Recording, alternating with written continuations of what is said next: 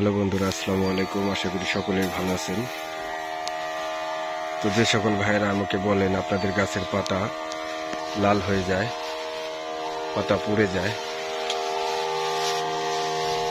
তো তাদেরকে আমি বলবো এই যে এইভাবে আপনি 16 লিটারের এক জারে ক্যারাটি এবং টিল এই দুইটা আপনি যদি 10 দিন পর পর স্প্রে করে দেন, তাহলে আপনার গাছে একটাও পোকামাকড় আপনার গাছের কাছে আসবে না, আর পাতাগুলোও থাকবে এরকম সবুজ।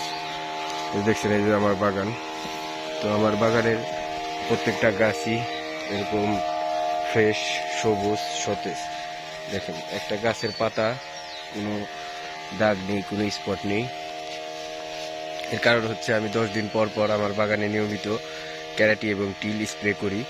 আপনারা যারা কলা বাগান আছে যাদের, তারা 16 লিটারের এক জারে আপনার 2 ঢাকনি ক্যারাটি এবং 2 ঢাকনি টিল এই দুইটা একত্রে মিক্স করে 10 দিন পর পর আপনার বাগানে স্প্রে করে দিবেন। দেখবেন আপনার গাছের একটা পাতাও আপনার নষ্ট হবে না, আর গাছের পাতা ভালো থাকলে গাছটাও অনেক শক্তভাবে বেড়ে উঠবে, আর ওই গাছে দেখবেন বড় একটা কাঁদি আপনার বের হবে।